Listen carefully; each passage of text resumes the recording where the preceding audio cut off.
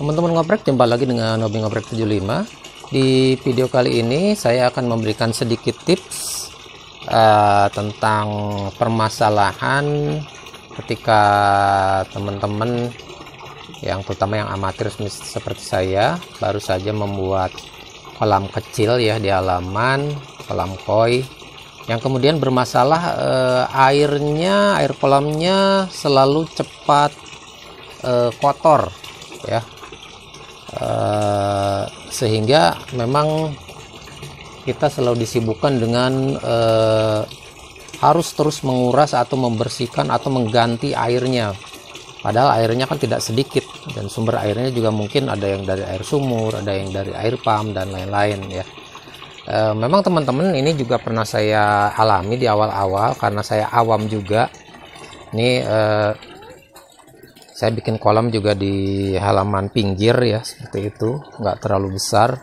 Tapi permasalahannya ini yang paling mencolok adalah ini selain memang ada yang di bawah gazebo seperti itu, tapi yang sebagian besar juga ini langsung terkena sinar matahari ya.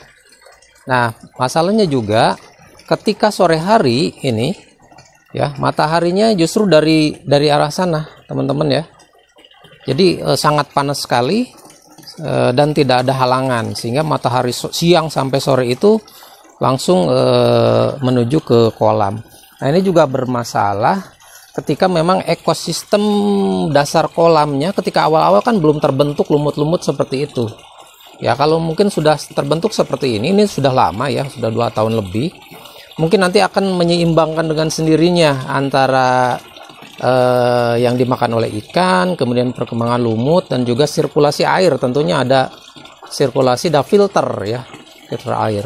Nah, di awal-awal ketika ini belum terbentuk tentu terjadi ketidakseimbangan ya, sehingga kadang-kadang air dalam kurun waktu 2-3 minggu saja dengan pemanasan yang seperti itu dan belum seimbang, airnya cepat kotor, cepat butek ya, bahkan sampai coklat seperti itu. Susah sekali dulu. Saya dulu pernah berbagai macam cara, pakai cairan, kemudian pakai serbuk, itu ternyata hanya seminggu 2 minggu kemudian seperti itu lagi.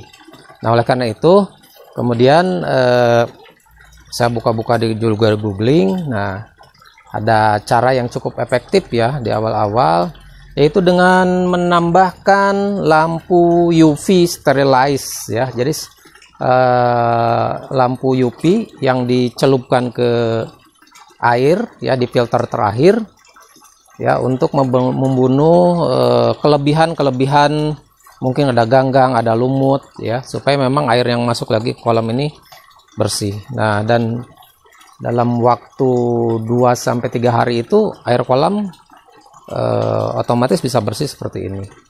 Nah, seperti apa sinar UV-nya atau lampu UV-nya, mari kita lihat. Oke teman-teman, seperti ini lampunya. Sebenarnya macam-macam mereknya ya. Yang seperti ini lampu selam sterilisasi hemat energi. Kemudian ini UV ya. Ini wattnya ada bermacam-macam tergantung kebutuhan luasan air kolam teman-teman sekalian ya. Jadi bentuknya seperti ini. Ini kebetulan saya sekarang membelinya yang hanya 5 watt saja, karena filternya kecil dan airnya juga tidak terlalu banyak ya. Bentuknya seperti ini.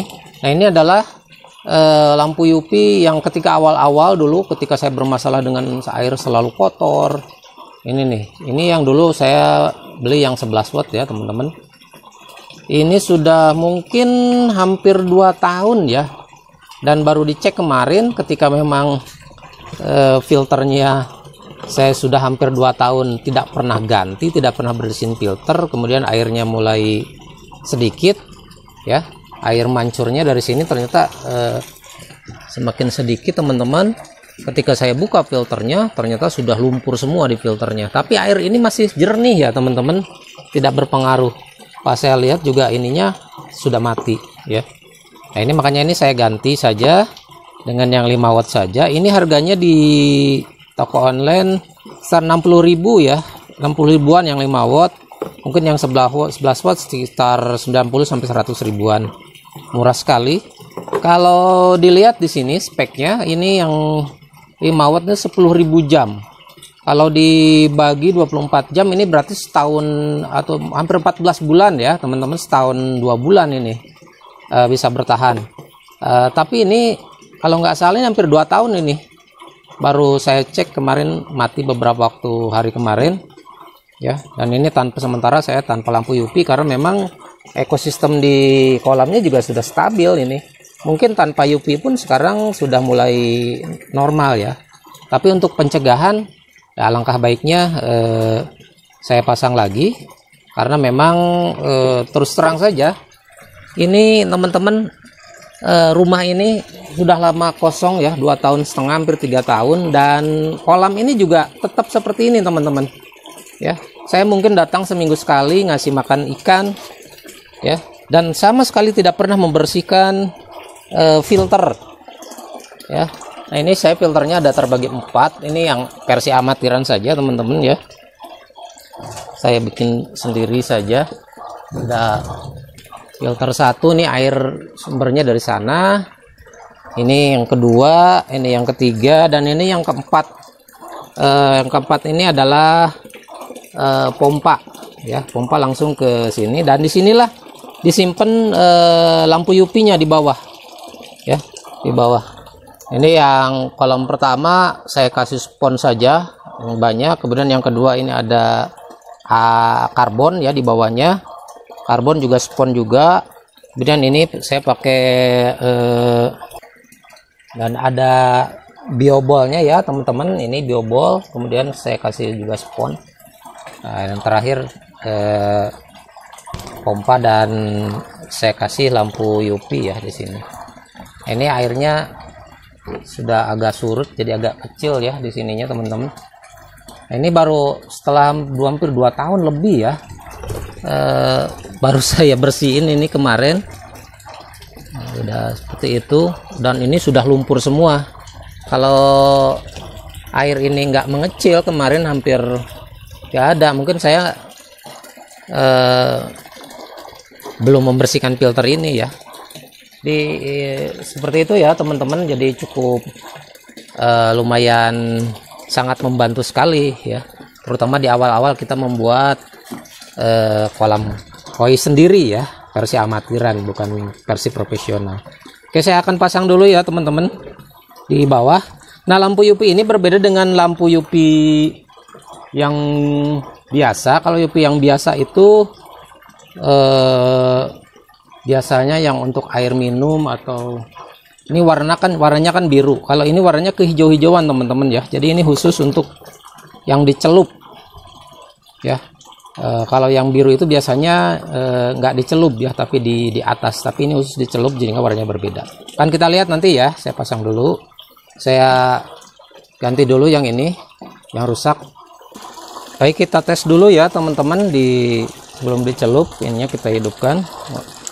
Nah ini jadi warnanya kehijau-hijauan ya teman-teman, tidak biru seperti lampu UV biasanya. Oke, kita pasang. Baik, ini teman-teman ya, sudah kita celup di kolamnya. Yang di filter terakhir ini airnya, jadi kekuatan pompanya lebih besar karena ini airnya berkurang ya, berkurang banyak, sehingga memang di filter terakhir ini karena kekuatan pompanya lebih besar, jadi ini kan lebih tinggi. Kalau di sini teman-teman ya, ini sini airnya lebih tinggi, tapi ke sini debitnya lebih kencang air ininya ya. Nah, sengaja ini waterfallnya tidak digunakan karena patah itunya, jadi saya langsung dialirkan seperti itu saja, karena memang ini hampir sama sekali tidak dirawat secara kontinu ya. Jadi ya minimal ke kolamnya dan ke ikannya bisa, ikannya terus sehat ya, dan nggak ada yang mati ya. Selama hampir 2 tahun ini saya tinggal hanya seminggu sekali mungkin kasih pakan ya, si pelet seperti itu. Oke, jadi saya kira itu ya teman-teman sekalian, ini salah satu solusinya yang paling jitu ya. Bila teman-teman di awal-awal terutama kolam koinnya ketika memang tersinar matahari terus terik seperti ini, apalagi musim kemarau, 1 minggu 2 minggu kemudian airnya cepat sekali keruh ya dan pekat. Nah, ini adalah solusi yang paling baik. Jadi awal-awal mungkin ya minimal yang 11 watt ya. Kalau kesininya mungkin teman-teman bisa juga memakai yang 5 watt seperti ini kalau memang debit airnya tidak terlalu besar. Oke, saya kira itu saja ya teman-teman, review saja kali ini, membantu teman-teman. Barangkali aja ada teman-teman yang mempunyai permasalahan yang sama ketika punya mainan kolam-kolam kecil ya, kolam koi di rumah teman-teman. Mudah-mudahan bermanfaat dan terima kasih.